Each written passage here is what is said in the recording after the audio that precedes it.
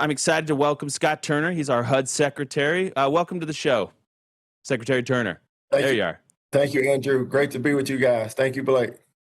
Yeah, it's an honor to have you. You've been, you've been doing a tremendous job, but on top of that, you've always been so encouraging, a huge supporter of Charlie's, of Turning Point, and we salute you for that, sir. So thank you, just for being a great friend along the way as everything we've been through in the last couple months has transpired. Well, absolutely. You know how much I love and respect Charlie and the entire Turning Point team, and you gentlemen and Eric and everything that you're doing to continue the mission. I'm here, to support you and pray for you and love on you guys. So thank you so much for this brief moment we can be together. Yeah, absolutely. Well, and thank you for making the Yeah. time, Mr. Secretary. And you have come out guns ablazing with this affordability crisis. And this is something Charlie talked about a lot, especially in the final weeks and months of his life, and wanting to make sure that Gen Z has a stake in the American dream, has an opportunity to get on the rung of financial success, that first rung in the ladder. And so you came out, I saw the clip, I instantly reached out to your team, and I loved that you were talking about it. Tell us about your plans to address the housing and affordability crisis, especially for young Americans. Well, absolutely. Well, let's go to the root of it. During the Biden administration, the policies as it pertains to housing, the economy, and in particular, the immigration policies of the Biden administration were crippling to our country and housing affordability. In particular, you talk about over 12 million illegal aliens coming across our border.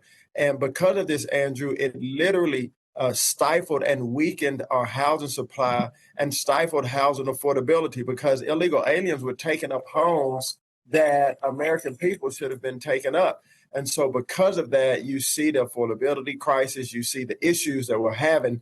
And one stat that I wanted to bring forth is about 59% of illegal alien families, 59%, they utilize one or more of the welfare programs in our country to the tune of about $42 billion.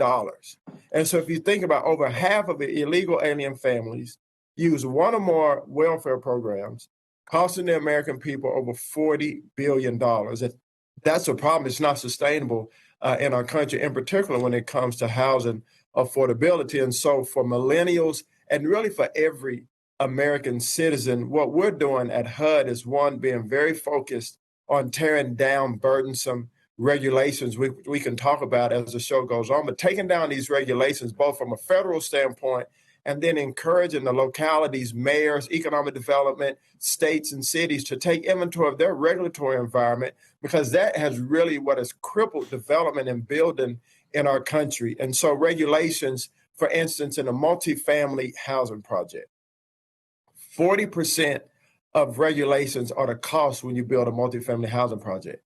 In a single family housing development, 20 to 25% of the cost is in regulations.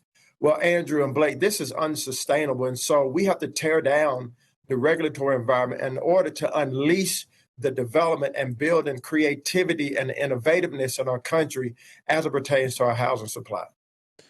Yeah, go ahead. Blake, chime in here. Another stat I saw recently that really drove this home is put up 132, and this chart is the number of newly built homes per capita in the U.S. by year, and you can see different points in time, but the trend is clearly downwards. You can see different housing busts. You can see the Great Recession. It really tanks new construction, but the trend is so consistently down.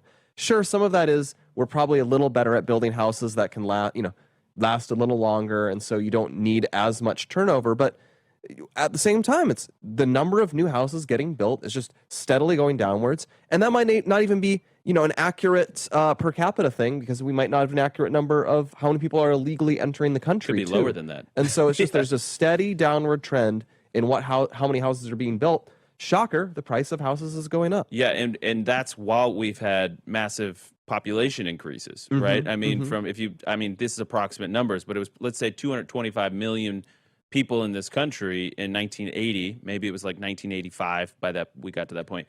And now we're at 330, 340. We really don't know how many people are in the country because we don't know how many illegal aliens are in the country. I am a big proponent, Mr. Secretary, of single-family homes.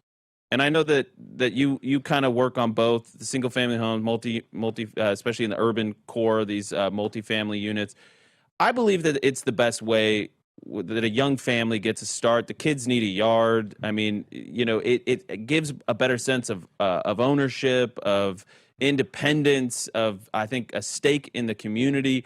I really like single family homes. What do you see is the solution for expanding single family homes? We're in Phoenix. It's like the capital of single family homes, just like it's like gives you a lot of urban sprawl downside. I understand, but it's also the biggest metropolitan area in the country that voted for Trump. Right. So I think it's the fifth biggest metro area in the country, and it went red if you count all Maricopa County. I think there is a correlation to housing density and politics.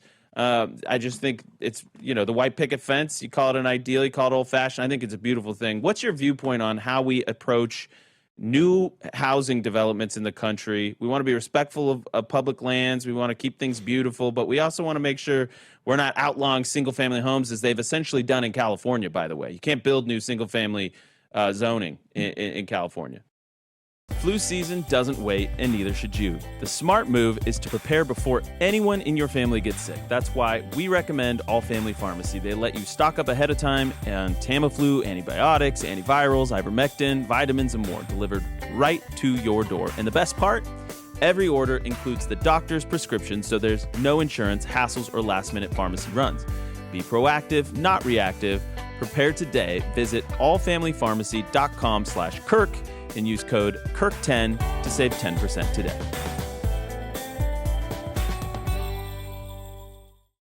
Right, and that's a great perspective and great question, Andrew. And at HUD, we deal with every American citizen in our country. And when I say that, meaning that housing impacts all 380 million people per se that we have in our country. Right now, we have a housing shortage, guys, of about 7 million units of housing that we need.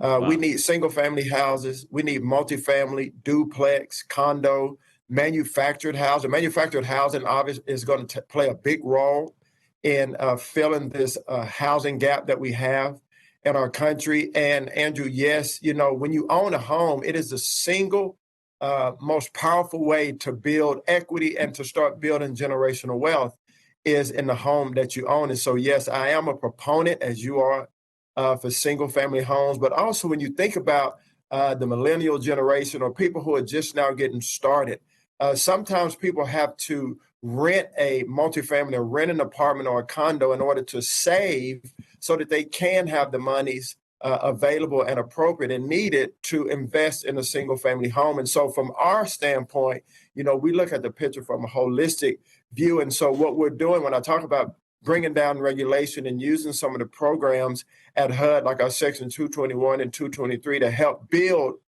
affordable housing and make rents as such that people can afford that to save up to achieve the American dream of home ownership. So yes, I am in agreement with you that single family homes are very important to build wealth, to build family, to bring families together to raise our children. I encourage the young people of America today, to get married, to have children, to raise a family, to save up, buy a home, build neighborhoods. And so I'm in lockstep with you. But from our standpoint and my standpoint, personally, we have to help those that are just now getting started out that may be renting to save up to buy a home. And our FHA program has been tremendous. Say that again. We've helped about 630,000 people this year to have the first time to buy loans from FHA, and 370,000 of those are first-time home buyers. Oh, fantastic! That's great. Oh, I just want to I want to commend the admin. We did a whole segment on this last week, but I just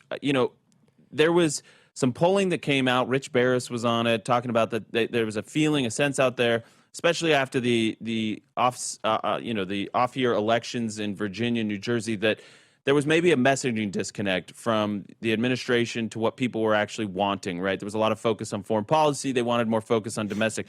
And I just want to say the admin has completely responded. You're part of that. And I just love that you guys are really hammering home the fact that affordability, housing, Gen Z. Let's go ahead and play 79. This is another indication of some of this messaging that's getting out there. 79. president and his team want to put a difficult start to November behind them with a blizzard of policy and PR announcements designed to help Americans with the cost of living. So what are those announcements going to be? More deals with pharmaceutical companies to bring down drug prices, efforts to address those higher mortgage rates, try to change the housing market, reducing tariffs, as you guys mentioned, on a number of products, as well as a possible $2,000 rebate check for some taxpayers. Affordability, affordability, affordability. Blake, I don't know if you had anything to add there. No, but just it's what one of the things Charlie cared about the most, and I look at all of those long-term trends, and you see long-term trends. We don't build as many houses as we used to. We are steadily escalating the price of those houses. I mean, we have the debate over how should we even try to lower them. And it really appeals to people. I think we should emphasize this for the administration. We talked about the 50-year mortgage idea last week, and the number of emails we got about that was gigantic. Some topics don't fire up our audience, even if we talk about them. That one did. Email after email after email. And some people really liked it. Some people really, really hated it. It's not uniform how people felt about it, but what they do have strong thoughts about is the housing topic. Well, and I love the creativity, Mr. Secretary. I mean, it seems like we're going to get a blizzard of new proposals in the coming weeks, and I'm just grateful to you that you at HUD are focused on it, and you're laser focused on helping Gen Z start a family, get married, have kids, and use every power that you have at your disposal. So thank you, sir.